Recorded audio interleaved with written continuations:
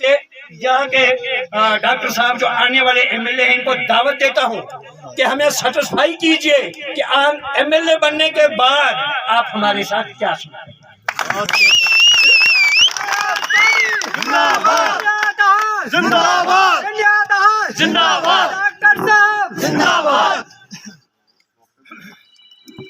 यहाँ पे आए हुए मेरे सभी साथी और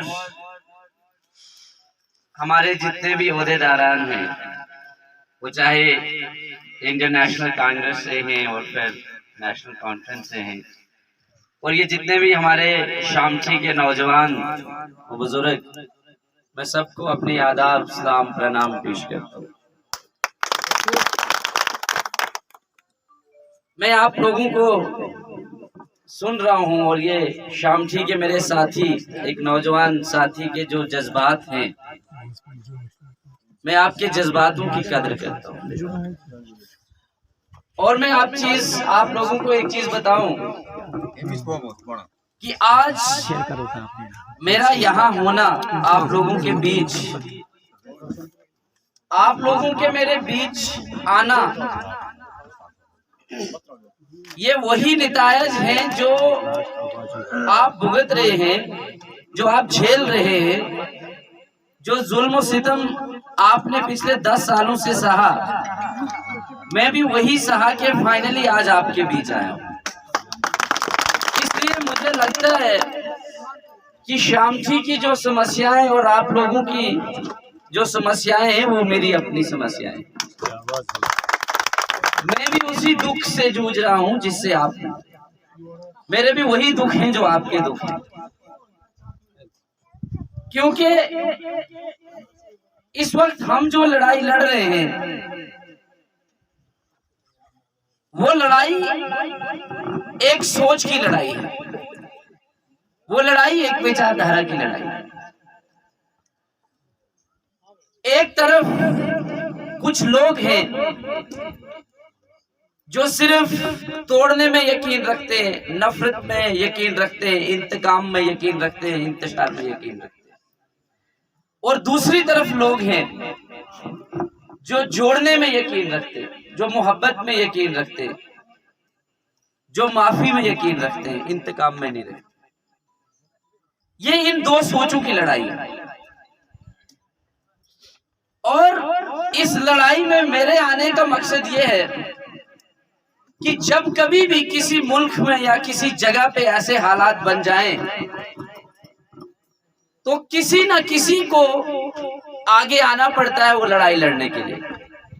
क्योंकि हर शख्स हर एक लड़ाई नहीं लड़ सकता, हर शख्स की एक इंडिविजुअल कैपेसिटी है। कोई कुछ कर सकता है, कोई कुछ और कर सकता है, कोई कुछ और कर सकता है। इसलिए हमने देखा कि जब हमारे नौजवान साथी जो अभी तड़प रहे हैं, 40-40 साल के जवान हो गए, जो पहले 26-23 साल के थे, पिछले 10 सालों में नौकरियां कुछ नहीं मिली, 15 में आज 40 साल के हो गए, एवरेज हो गए। और जो नए पढ़े लिखे नौजवान हैं उनको भी आगे कोई राह दिख नहीं रही कि उनको कोई नौकरी की कोई उम्मीद की किरण नजर आए, वो तो कहीं दूर तक नहीं आ रही। मेरे जो गरीब अवाम है, जो मजलूम है, मेरे यहाँ आपने कहा कि शामटी में मोहल्ला है, कुछ वार्ड्स हैं जिनके साथ हमेशा नाइंसाफी हुई है, जातियां हुई है। मैं उन नाइंसाफियां जो मैं जानता हूं वो तो जानता ही हूं, लेकिन कुछ और हैं जिनकी मैं जुस्तजू में हूं कि मेरे लोग किस हाल में जी रहे हैं, उनकी क्या तड़प है। इसीलिए मैं आज शामची के बीच आया हूं। मैंने शफीक जी से फोन करके कहा था कि हमारा सबसे दूर दराज का इलाका जो नेग्लेक्टेड है, कहाँ है, कहाँ से शुरू करें, क्योंकि आज इस इलेक्शन के दौर में हमारा पहला शुरुआत है। इन्होंने कहा सबसे नेग्लेक्टेड और दूर शामची में का वहां चलिए आप। इसलिए हमने यहीं से शुरुआत करी। तो आपको ये चीज समझ लेनी चाहिए कि मैं भी वही तकलीफें लेके आया हूं जो आपकी तकलीफें हैं, इसीलिए ये लड़ाई लड़ने आया। क्योंकि किसी को तो लड़ाई लड़नी ही पड़ेगी, किसी को ये लड़ाई लड़नी ही पड़ेगी, नहीं तो ये हर बार आएंगे। क्योंकि जब इलेक्शनों का दौर आता है, बहुत सारे लोग आते हैं, आपने भी कहा किसी ने कि आते हैं जी लोग, चले जाते हैं, फिर हमें पूछते नहीं है। तो इलेक्शन के दौर में ये लोग आएंगे, आपसे हाथ मिलाएंगे, गले लगाएंगे, है ना, कहीं झूठे वादे भी करके जाएंगे, कहीं जुमले दे के जाएंगे।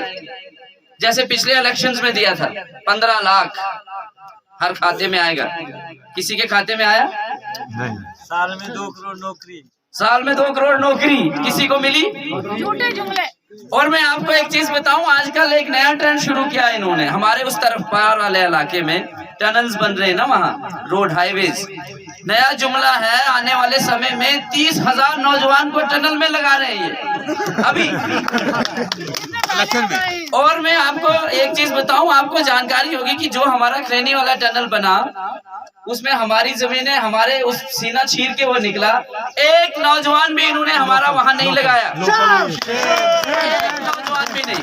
हमारे पास पढ़े लिखे लोग हैं, इंजीनियर्स हैं, ड्राइवर्स हैं, सब लेबर है, लेकिन एक शख्स भी वहां नहीं।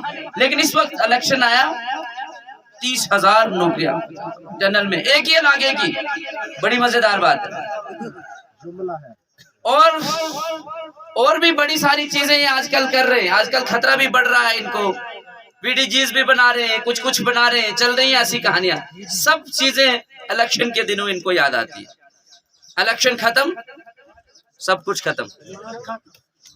ये हकीकत है कि नहीं है ना? इसलिए मैं कहता हूं आपको कि गले लग के भी कोई बेगाना बन जाए तो क्या कीजिएगा? अगर गले लग के भी कोई बेगाना बन जाए तो क्या कीजिएगा? और खुदा का घर समझ रखा है जिन रहनुमाओं के दिलों को आपने अब तक, खुदा का घर समझ रखा है जिन रहनुमाओं के दिलों को आपने अब तक, अगर उनके ही दिलों में भूत खाना बन जाए तो क्या कीजिएगा? तो ये वही लोग हैं जो सिर्फ और सिर्फ जुमलेबाजी करते हैं, आते हैं, आपसे हाथ मिलाते हैं, गले लगाते हैं और फिर दिखते नहीं हैं, क्योंकि ये दौर सिर्फ 10 दिन का है। इसलिए मैं आपको ये यकीन दहानी दिलाऊं कि मैं इसलिए आपके बीच आया हूं कि कल को मेरे से मेरा नौजवान साथी, मेरे बुजुर्ग, मेरे पढ़े लिखे नौजवान, मेरे मजदूर, मेरे किसान मेरे से ये सवाल ना पूछें कि भैया जब देश में ऐसे हालात बन गए थे, जब उन्होंने भाईचारे को तोड़ना शुरू किया था, जब उन्होंने हर एक चीज में नफरत का जहर वो घोल रहे थे, जब हमारे पढ़े लिखे नौजवान बेरोजगार तड़प रहे थे, जब हमारे गरीब किसान सड़कों पे थे, उस वक्त आप कहां थे? उस वक्त आपने क्या किया? आपको भी तो, आप भी बड़ी अच्छी कहीं पोस्ट पे बैठे हुए थे, भाई साहब आपने क्या करा? क्योंकि ये सवाल पूछे जाते हैं।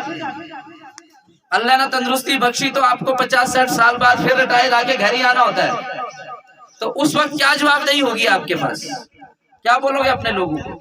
इसलिए मैं आपके बीच वही सोच लेके आया हूं कि ये जो लड़ाई है इसको हम मिलजुल के लड़े, क्योंकि कल को मेरे से जब कोई सवाल पूछेगा मैं उसको कहूंगा भैया मैंने बहुत जोर लगाया था यार, मैं हर आदमी के पास पहुंचा, हर आदमी को मैंने समझाने की कोशिश की कि ये सरकार आपके हक में नहीं है, ये सरकार हमारे पढ़े लिखे नौजवानों के हक में नहीं है, हमारे किसानों के हक में नहीं है, ये हमारे भाईचारे को तोड़ने का काम कर रही है, ये नफरत का जहर घोल रही है। मैं ये चीजें आपके पास लेके आया हूं, आपको समझाने आया हूं कि ये कभी भी गरीब आवाम की सरकार नहीं हो सकती। इनका एजेंडा यही है, गरीब को खत्म ही कर दो, क्योंकि अमीर का दोस्त अमीर, और ये 5-10 लोग अपने देश में वो अमीरों की सरकार चले, अमीर लोग बैठे वही हूं, हमारी जरूरत ही नहीं है इनको। इसलिए ये जो गरीब और मजलूम की लड़ाई है, मैं वो लड़ाई लड़ने आपके बीच आया हूं, और इस लड़ाई में आपका प्यार चाहिए, आपका साथ चाहिए, आपका सहयोग चाहिए, आपकी मदद चाहिए, क्योंकि ऐसी ताकतों को जो देश को बर्बाद कर रही हैं, उनके खिलाफ हमने एक लड़ाई तब लड़ी थी जब अंग्रेजों को, फिरंगियों को यहां से भगाया था। और उस लड़ाई में हर एक सिख, मुस्लिम, ईसाई, हिंदू सब ने मिलजुल के वो लड़ाई लड़ी थी। आज फिर एक ऐसी ही लड़ाई की जरूरत है, क्योंकि ये लोग फिर वही हालात आ गए हैं कि फिर एक कंपनी बन गई है और वही कंपनी फिर से आप पे राज करेगी।